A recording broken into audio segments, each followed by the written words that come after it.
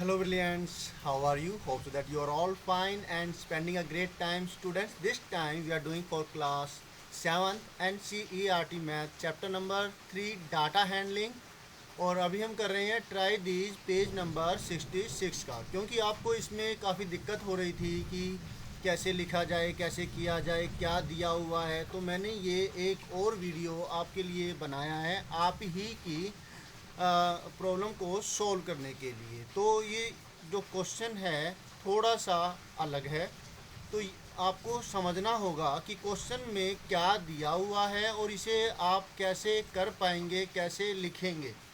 आप अपने टीचर्स के हिसाब से इसमें हेर बदल भी कर सकते हैं, लेकिन मैं चाहूँगा कि आप एप्रोप्रिएट तरीके से लिखें ताकि जो टीचर्स है वो आपको पूरे मार्क्स दें और उनको कोई मौका ना मिले, कोई चांस ना मिले, उनको कोई ऐसी बात ना लगे कि वो आपके मार्क्स इसमें से काटे। ठीक है, तो स्टार्ट करते हैं, देखते हैं कि क्वेश्चन में क्या है और मैं आपसे ऐसा क्यों कह रहा हूँ। क्वेश्चन देखिए, यहाँ पर ये क्वेश्चन है page number 66 7th class NCERT math. Discuss with your friends and give. आप अपने दोस्तों के साथ, क्वेश्चन में कहा हुआ है कि दोस्तों के साथ डिस्कस करेंगे और फिर आप कुछ एग्जांपल्स देंगे, सिचुएशंस देंगे। दो सिचुएशन देनी है आपको, two situations where mean would be an appropriate representative value to use and two situations where mode would be and an आएगा, इसमें एंड लिखा हुआ है, an appropriate representative value to use.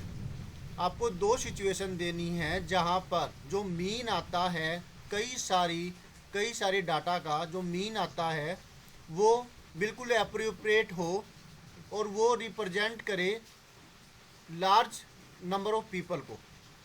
Clear है, जिसमें ज़्यादातर जो लोग हैं संतुष्ट हो जाए उसके अंदर। और इसी तरीके से जिसमें मोड ऐसा कुछ आए, मोड की वैल्यू ऐसी कुछ आए जिसमें जो ज़्यादातर जो उस डाटा के जो लोग हैं, जो डाटा में जो वैल्यूज है वो उसको रिप्रेजेंट करती हो। क्लियर है, वो ज़्यादातर सिलेक्ट हो जाए, अनसेलेक्ट ना रहे। जैसे यहाँ पर आपको एग्जांपल दे रखा था, इसमें कई सारे एग्जांपल्स दे रखे हैं। जैसे कि यहाँ पर फर्स्ट है, you have to decide upon the number of chapatis needed for 25 people called for a feast. खाने पर आपने 25 लोगों को बुलाया है, जिसमें अब कितनी चपातीज की ज़रूरत होएगी इसको डिसाइड करना है। तो अगर हम मीन और मोड के हिसाब से लेके चलें तो यहाँ पर प्रॉब्लम हो सकती है। कैसे, ये देखिए, अगर हम मोड के हिसाब से लें तो ये आपका डाटा है जिसमें एक व्यक्ति है 2 चपाती खा करके संतुष्ट हो जाता है, उसकी ज़्यादा डाइट नहीं है, तो एक 3 खाता है, एक 2 खाता है, 3 2, तो कोई एक ही चपाती खा करके संतुष्ट हो जाते हैं। तो ऐसे जो बच्चे जो होते हैं उसके अंदर तो पेरेंट्स बहुत ही परेशान रहते हैं कि ये कुछ खाता ही नहीं है, वैसी वाली कंडीशन। और इसी तरीके से 2 3 ये दे रखी है। अगर इसका मोड निकाला जाए तो मोड आएगा 2 चपातीस। अगर हम इस मोड को एप्रोप्रिएट रिप्रेजेंटेटिव वैल्यू माने तो हम 2 के हिसाब से 25 लोगों के लिए हम जो 50 चपाती मंगाएंगे, यानी कि हर व्यक्ति के लिए 2 चपाती। तो अगर इस मोड को हम माने और इसी के हिसाब से चपाती बनवाएं तो क्या ज़्यादातर जो लोग हैं वो भूखे नहीं रह जाएंगे। अगर इस सबको प्लस किया जाए तो कितनी आती है, 2 3 2 3 5 2 7 3 10 2 12 1 13 2 15 3 18 2 18 2 20 2 22 प्लस 4 26 2 28 2 30 33 35 39 43 43 प्लस 2 45 प्लस 3 48 प्लस 2 कितना हो गया, 50 तो यहीं तक हो गए। 50 के बाद फिर जो ये 4 + 2, 6 + 4, 10 + 3, 13 + 5, 18 ये हो गई। 50 + 18 68 चपाती इसकी ज़रूरत होती है। और अगर 2 के हिसाब से मंगाई जाए तो 50 चपाती ही आएगी। तो ये अप्रोप्रिएट रिप्रेजेंटेटिव वैल्यू नहीं है कि जिसकी वजह से, जिसको मान करके हम अपना जो कार्यक्रम है वो स्टार्ट करें। तो क्लियर हुआ आपको कि एप्रोप्रिएट रिप्रेजेंटेटिव वैल्यू का मतलब क्या है। वो वैल्यू आए जो कि ज़्यादा सारे लोगों को, लगभग सभी लोगों को संतुष्ट करती हो ये चीज़। तो ऐसी ही हमें सिचुएशन देनी है जिसमें जो मोड है वो एप्रोप्रिएट रिप्रेजेंटेटिव वैल्यू हो। इसी तरीके से ये एक एग्जांपल दे रखा है जिसके अंदर क्या है वो देखिए। The height of the door is related to the height of the person using that door. जो डोर की हाइट है वो आदमी की हाइट के हिसाब से, जो उसको यूज कर रहा है उसके हिसाब से होती है ना, होता है ना। Suppose there are 5 children and 4 adults using the door and height of the each 5 children is around 135 centimetre. अब यहाँ पर फैमिली के अंदर 5 तो बच्चे हैं और 4 एडल्ट हैं और वो इस डोर का इस्तेमाल करते हैं। और जो हाइट है जो 5 चिल्ड्रन की है वो लगभग 135 सेंटीमीटर हर एक की, ठीक है। तो इस हिसाब से जो मोड है 5 का आया ना। 5 मोड क्या होता है, जो सबसे ज़्यादा चीज़ आए। क्लियर हो रहा है आपको? मोड तो क्लियर हो गया ना, हो गया होगा, पहले भी आपने कई सारे सम किए। मोड क्या होता है चलिए फिर भी मैं एक बार आपको बता देता हूँ। जैसे कि ये एग्जांपल है, सॉल्यूशन एग्जांपल नंबर 5 का, जिसमें ये फ्रीक्वेंसी डिस्ट्रीब्यूशन टेबल दे रखी है। तो मार्जिन्स ऑफ विक्ट्री कितने से कोई मैच जीता गया, राइट। जैसे 1 से, अब ये गोल है क्या है ये चीज़ हम ध्यान नहीं दे रहे हैं अभी। चलिए ये गोल ही है किसी मैच के अंदर। तो ये जो एक गोल से जीता गया वो 9 मैचेस है, 2 गोल से जीते गए वो 14 है, 3 गोल से जीते गए वो 7 है। इसी तरीके से बाकी डाटा दे रखा है। तो यहाँ पर जो फ्रीक्वेंसी है सबसे ज़्यादा 14 की है, 14 है ना सबसे ज़्यादा। और वो क्या है, 2 गोलों से जीते गए हैं। तो मोड जो यहाँ पर आएगा वो 2 होगा, जो सबसे ज़्यादा आया है 14, ठीक है। तो ये होता है मोड।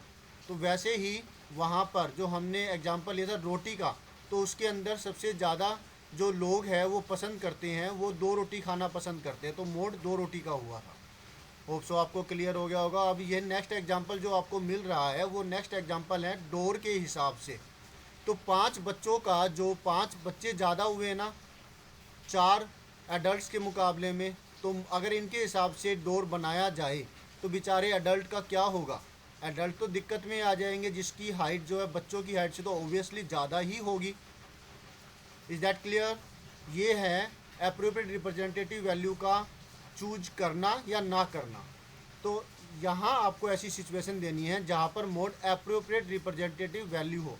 और यही बात मीन के अंदर भी लागू होती है कि मीन निकाला है कि वो ज़्यादातर लोगों को संतुष्ट करता है, बल्कि लगभग सभी को संतुष्ट करता है या नहीं करता है। क्लियर है? हुआ ना क्लियर? मीन क्या होता है, सारे डाटा को प्लस करके टोटल नंबर ऑफ ऑब्जर्वेशंस नीचे आ जाती है। जैसे कि अब यहाँ पर हाइट दे रखी है 17 बच्चों की। मान लेते हैं, मैं नीचे का नहीं पढ़ रहा ना ऊपर का पढ़ रहा हूँ, मैंने आपके लिए ये डाटा भी तैयार किया है, तो इसलिए मैं ऊपर का पढ़ करके इतना टाइम नहीं हो पाएगा मेरे पास, सॉरी फॉर दैट। बस आप ये समझिए कि ये डाटा है आपका, ठीक है। ये डाटा दे रखा है 17 बच्चों का, बच्चों की हाइट का। तो इन सबको प्लस करके डिवाइड में टोटल नंबर ऑफ ऑब्जर्वेशन नीचे आ गई। 17 लोग हैं तो 17 आ गए, 17 लोगों की, 17 बच्चों की जो हाइट है वो ऊपर आ गई। इन सबको प्लस करके जो आया 1930, 17 से डिवाइड किया 113.5, ये आई है वैल्यू, राइट। समझ में आया आपको? तो एक एग्जांपल ये भी ले सकते हैं जहाँ पर जो मीन आ रहा है वो एप्रोप्रिएट रिप्रेजेंटेटिव वैल्यू नहीं है। अगर हम ये माने कि जिसकी हाइट 113 के आसपास है अगर क्लास के बच्चों की हाइट 113 के आसपास है तो इनके हिसाब से ही कोई टेंट लगाया गया है तो उसकी हाइट होगी। टेंट लगाया गया है उसके दरवाजे की हाइट होगी बच्चों के आने और जाने के लिए। अगर 113.5 अगर हम ले ले तो जो यहाँ पर 115 के भी कई बच्चे हैं, है ना, तो उनको दिक्कत होएगी। वो क्या होगा, वो बिल्कुल झुक करके जाएंगे वैसे ही जैसे ऊपर एग्जांपल देखा था, राइट। जो 113 से नीचे है वो तो आसानी से निकल जाएंगे, 113 वाले भी निकल जाएंगे। लेकिन समझ में आ रहा है आपको, 114 भी अगर ले लेते हैं हाइट जो टेंट की, तब भी दिक्कत होगी इन 115 वाले बच्चों की। और 117 और नो 125 123 भी है, इनको तो बड़ी दिक्कत होने वाली है। तो ये अप्रोप्रिएट रिप्रेजेंटेटिव वैल्यू नहीं होगी। एक एग्जांपल आप ये भी ले सकते हैं। लेकिन टीचर ने कहा है कि अपनी तरफ से कोई और लीजिए, ये वाले नहीं लेने। तो फिर अब हम इसको डिस्कस करते हैं कि वो कौन कौन से होंगे। होप सो क्लियर तो हो गया होगा ना आपको कि अप्रोप्रिएट रिप्रेजेंटेटिव वैल्यू मीन की कब हम यूज करेंगे, मोड की कब करेंगे, ठीक है, ताकि ज़्यादातर लोग संतुष्ट हो। तो वे सिचुएशंस आपको लेनी है। और कब नहीं करेंगे, यहाँ पर तो नहीं करेंगे अगर ऐसी सिचुएशन यहाँ आती है, और वो रोटी वाले के केस में भी नहीं करेंगे, क्योंकि फिर लोग असंतुष्ट रह जाएंगे जो खाने वाले हैं, और ये जो दरवाजे के एंट्री करने वाले हैं तो वो भी असंतुष्ट हो जाएंगे। अब ये थोड़ा वीडियो मैंने लेंथी हो गया है समझाने के लिए, ताकि आपको कॉन्सेप्ट तो समझ में आए कि क्वेश्चन क्या है, क्वेश्चन आपको क्या कह रहा है। क्लियर हो गया होगा। अब हम चलते हैं अपने सॉल्यूशन की तरफ कि जो सिचुएशंस है, मैंने 4 सिचुएशन हर एक की बनाई है। तो आप ऐसे ही अपनी तरफ से और सिचुएशंस बना सकते हैं। बनाएंगे तो ये आपके लिए ही फ़ायदेमंद होगा, क्योंकि आपको रट्टा तो लगाना नहीं है। आपको क्या करना है, सिचुएशंस खुद बनानी है, ताकि आपको ये क्वेश्चन की क्लैरिटी और अच्छे से हो। तो देखिए, फर्स्ट सिचुएशन मैंने ली है जहाँ पर मीन है वो एक अप्रोप्रिएट रिप्रेजेंटेटिव वैल्यू होगी। ये जो कॉलम है ये मीन के लिए है, और जो ये कॉलम है ये कॉलम है मोड के लिए, कि मोड, यहाँ पर भी मीन लिख दिया मैंने। मोड अप्रोप्रिएट रिप्रेजेंटेटिव वैल्यू होगा, ठीक है। फर्स्ट सिचुएशन, पहले मीन की सारी देख लेते हैं, चारों की चारों, ये 4 सिचुएशंस है। First, age of all the students in a class and we need और need not to print their age on their sports T shirts. अब हमें क्या करना है कि बच्चों की एज जो एक क्लास के अंदर है उनके लिए टी शर्ट तैयार कर रहे हैं, जिस पर उनकी एज लिखी जाएगी या फिर नहीं लिखी जाएगी।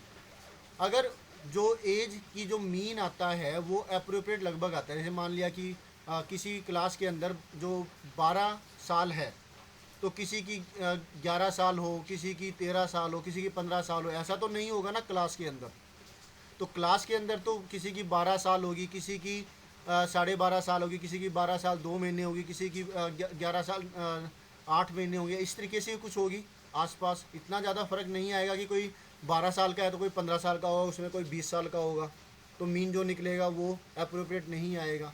तो इस केस में मीन अप्रोप्रिएट आएगा। और टी शर्ट पर अगर कोई एज लिखेंगे, एज ग्रुप के बच्चे लिखेंगे, तो वो सब सेटिस्फाई होंगे। कि 15 साल के बच्चे की अगर 12 साल लिखेंगे तो वो सेटिस्फाई नहीं होगा, वो कहेगा कि मैं कोई 12 साल का थोड़े ना हूँ। बोलो क्लियर हो रही है ये बात। आप अपनी तरफ से जो कोई और सिचुएशन बनाते हैं तो प्लीज़ कमेंट बॉक्स में कहिएगा, तो ये और बच्चों के लिए भी और भी ज़्यादा फ़ायदेमंद होगा, और आपका दिमाग तो बढ़ेगा ही, राइट। इसी तरीके से नेक्स्ट है, size of a bed sheet in a shop of price 500 and we need और need not to buy them for our shop.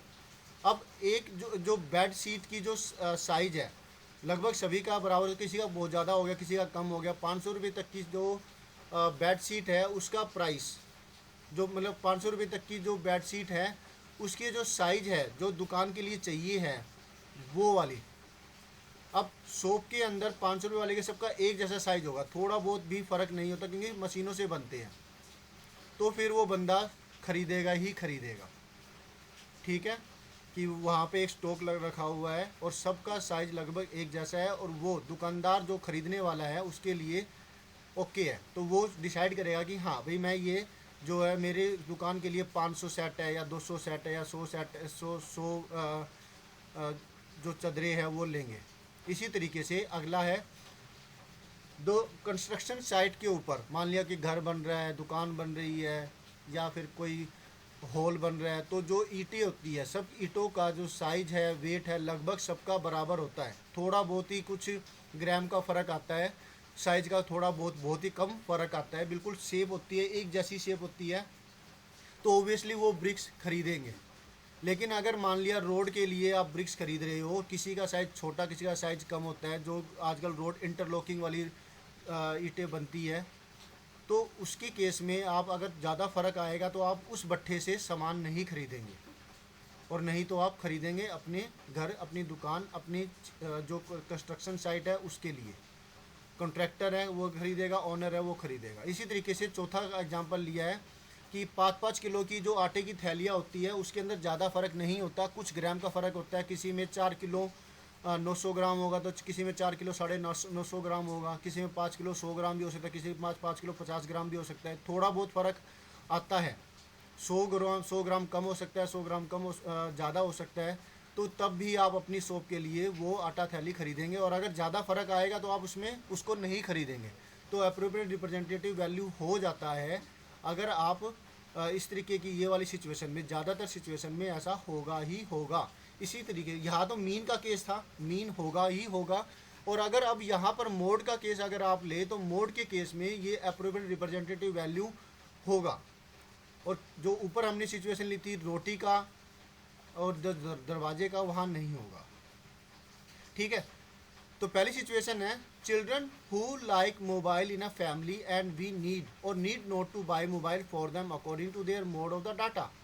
सब में मैंने ये जो लाइन है ना सेम सी ली है, वी नीड और नीड नॉट टू प्रिंट या बाय या फिर कुछ ऐसी ही सिचुएशन ली है।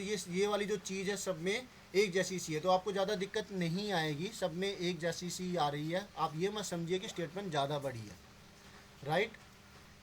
मार्क्स भी तो अच्छे आएंगे ना आपके, आप कोई चीज़ भूलेंगे नहीं, अच्छे से आप एक्सप्लेन करेंगे, टीचर भी खुश होंगे, बच्चा अच्छा है, बच्ची अच्छी है, गुड़िया अच्छी है, राइट। तो यहाँ क्या है, children who like mobile in a family we need और नीड नॉट टू बाय। अब ओबियसली घर के अंदर है, लोकेलिटी के अंदर है, तो घर के अंदर तो सभी बच्चे पसंद करते हैं, तो उनके लिए वो मोबाइल ख़रीदा जाएगा। अब ये तो नहीं है कि कुछ बच्चे हैं वो पसंद नहीं करते, ज़्यादातर बच्चे पसंद नहीं करते, तो हम उसमें से जो 20 बच्चे हैं और 30 बच्चे पसंद नहीं करते, तो हम मोड के हिसाब से मोबाइल नहीं खरीदेंगे, तो उसमें जो 20 बच्चों का तो नुकसान हो जाएगा, वो तो बेचारे नाराज़ रहेंगे ना।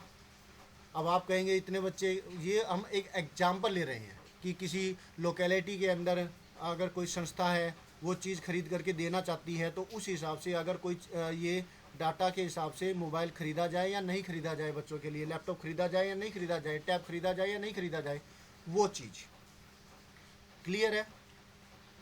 हु अब आगे है people in a locality who like to happy in a life and we like to start a programme of entertainment according to the mode के हिसाब से। ओबियसली सभी पसंद करेंगे, हैप्पी होना पसंद कौन नहीं करता। तो उनके लिए कोई प्रोग्राम स्टार्ट कर रहे हैं, नाटक स्टार्ट कर रहे हैं, या नाटक कंपनी है वो स्टार्ट कर रही है कि वो डिसाइड करे कि यहाँ पे प्रोग्राम स्टार्ट करे या ना करे, या ट्रेड फेयर लगाए या ना लगाए, ऐसे कई एग्जांपल्स हो सकते हैं।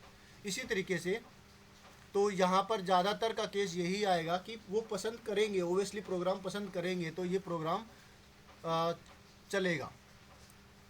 इसी तरीके से और भी है 2 एग्जांपल और, students of a class who like chocolate in a school and we need और need not to buy chocolate for them.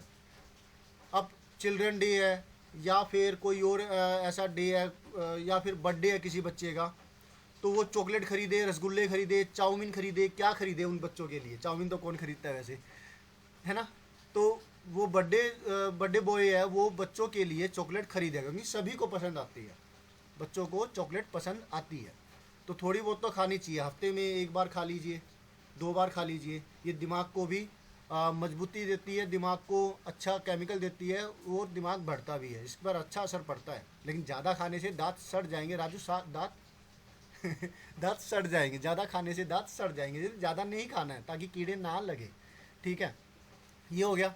इसी तरीके से ये है private employ who like to do rest on Sunday and we start or do not start a survey on their experience of job.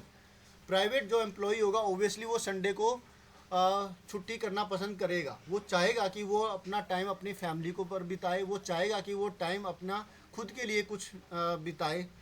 तो दुकानों पर जो है हाफ डे के लिए बुलाते हैं तो वो थोड़े से नाराज़ रहते हैं, और जिस दिन कह दे कि चलो आज की छुट्टी तो वो बहुत खुश होते हैं। तो संडे के दिन वो पसंद करते हैं और वो फिर छुट्टी करेंगे। लेकिन जो दुकानदार ऑनर है वो तो संडे के दिन भी दुकान खोलेंगे ही खोलेंगे, उनको लगता है कि ग्राहक आ जाए तो पैसे आएंगे। तो उस वक्त फिर वो यहाँ पर मोड जो है सही नहीं बैठेगा, तो इसलिए मैंने प्राइवेट लिखा है, राइट। तो उनके एक्सपीरियंस जानना चाहेंगी कोई कंपनी की भी, आपका जॉब एक्सपीरियंस क्या है, हम आपके लिए क्या कर सकते हैं ताकि उनको पसंद आए और उनके लिए कुछ किया जाए, राइट। तो इस तरीके से 4-4 मैंने हर एक के दिए हैं, यहाँ पे 2-2 पूछी थी, मैंने 4-4 दिया। ऐसे ही आप और भी अपनी तरफ से बना सकते हैं, सिचुएशन बना सकते हैं जहाँ पर मोड और जहाँ पर मीन अप्रोप्रिएट रिप्रेजेंटेटिव वैल्यू होगा, जो ज़्यादातर को हैप्पी करेगा, ज़्यादातर को सेटिस्फाई करेगा, जिसके ऊपर डाटा ये बनाया गया है। होप सो ये वीडियो आपके लिए फ़ायदेमंद साबित हुआ होगा, आपको अच्छे से समझ में आ गया होगा। तो मिलते हैं नेक्स्ट वीडियो में, जिसमें हम करेंगे आपके लिए कोई और नया वीडियो स्टार्ट, आपके लिए नया वीडियो लेकर के आएंगे। मैं अलग अलग क्लासों के बनाते रहता हूँ, 6th class, 7th class, 8th class, 7th class के तो सारे मैंने वीडियोस बना दिए हैं। ट्राई दिस पर तो बहुत ज़्यादा व्यूज़ आ रहे हैं, लेकिन और पर व्यूज़ नहीं आ रहे हैं शायद, और को जो वीडियोस उनको मिल रहे हैं। तो चलिए, अगर कोई भी मेरी जो वीडियो आपके लिए फ़ायदेमंद साबित होती है तो ये मेरे लिए अच्छी बात होगी। मैं आपके लिए हतोत्साहित नहीं होऊंगा, मैं ये नहीं सोचूंगा कि भाई मेरे वीडियोज़ पर व्यूज़ नहीं आ रहे हैं तो मैं बनाना बंद कर दूं। नहीं, मैं बनाता रहूँगा, कभी ना कभी तो आपके लिए वो फ़ायदेमंद साबित होंगे ही होंगे, ना केवल मैथ बल्कि ऑल अदर सब्जेक्ट्स ऑल्सो। तो thank you students for watching your on video. मिलते हैं नेक्स्ट वीडियो में किसी और नॉलेज के साथ। Bye, always have a great time.